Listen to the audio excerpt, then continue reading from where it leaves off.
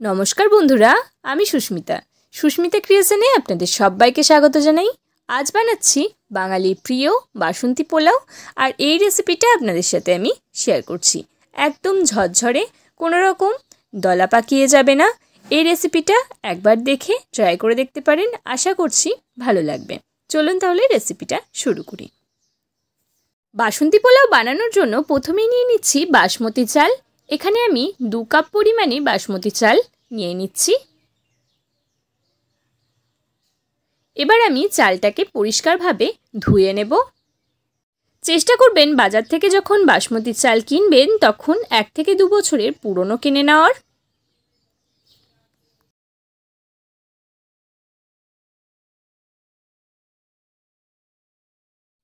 এইভাবে হালকা হাতে প্রেসার দিয়ে চালটাকে ভালোভাবে পরিষ্কার করে ধুয়ে নিতে হবে।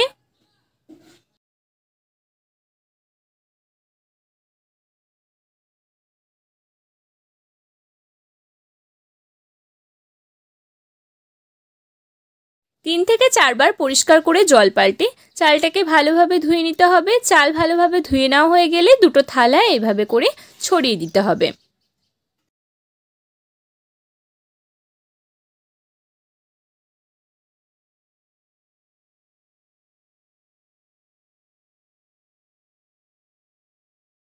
এরপর এর মধ্যে দিচ্ছি পরিমাণ বুঝে ঘি। দুটো থালাতেই আমি পরিমাণ বুঝে ঘি দিয়ে দিলাম।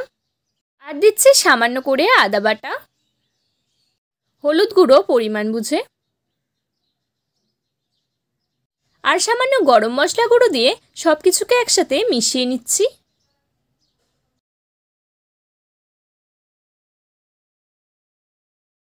সব কিছু ভালোভাবে মেশানো হয়ে গেলে যেমন করে আগে ছড়িয়ে রেখেছিলাম চালগুলো, সেই রকমভাবেই আবারও ছড়িয়ে রেখে দিচ্ছি।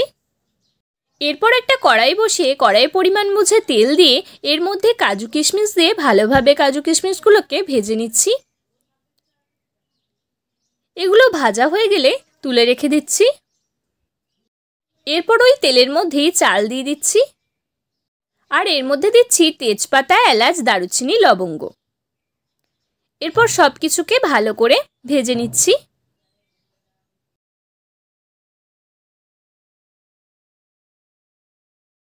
চালটা কিছুক্ষণ নেড়ে নিয়ে এর মধ্যে পরিমাণ বুঝে জলটা দিয়ে দিচ্ছি। আমি 2 কাপ পরিমাণে চাল নিয়ে নিয়েছি, আর এর মধ্যে আমি 4 কাপ পরিমাণে জল দিয়ে দিচ্ছি।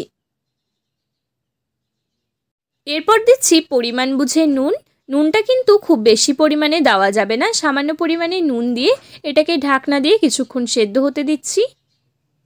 চালটা 80% সেদ্ধ হয়ে গেলে এর মধ্যে কাজু কিশমিশ দিয়ে কিছুক্ষণ নেড়ে ছেড়ে আবারও ঢাকনা দিয়ে কিছুক্ষণ রেখে দিচ্ছি।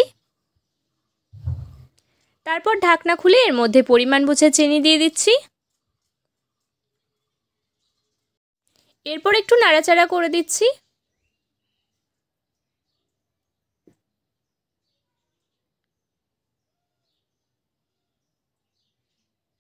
এরপর নামাবার আগে 1 চামচ পরিমাণে ঘি দিয়ে নামিয়ে নিলেই রেডি হয়ে যাবে ঝরঝরে বাসন্তী পোলাও। এইভাবে আপনি একবার বানিয়ে দেখতে পারেন, আশা করছি আপনার ভালো লাগবে। ভিডিওটা ভালো লাগলে একটা লাইক করে দেবেন। চ্যানেলে নতুন হয়ে থাকলে চ্যানেলটাকে সাবস্ক্রাইব করে আমার পাশে থাকবেন। সাবস্ক্রাইবের পাশে বেল আইকন বাটনটা ক্লিক করে দেবেন, যাতে আমার ভিডিও আপলোড করার সাথে সাথেই আপনি সবার প্রথম আমার ভিডিওটা দেখতে পারেন। আর আমাকে কমেন্টে অবশ্যই জানাবেন আপনার ভিডিওটা কেমন লেগেছে, আর ভালো লাগলে বন্ধুদের সাথে শেয়ার করতে কিন্তু ভুলবেন না। নমস্কার, ভালো থাকবেন, সুস্থ থাকবেন এবং সবসময় আমার সঙ্গে থাকবেন।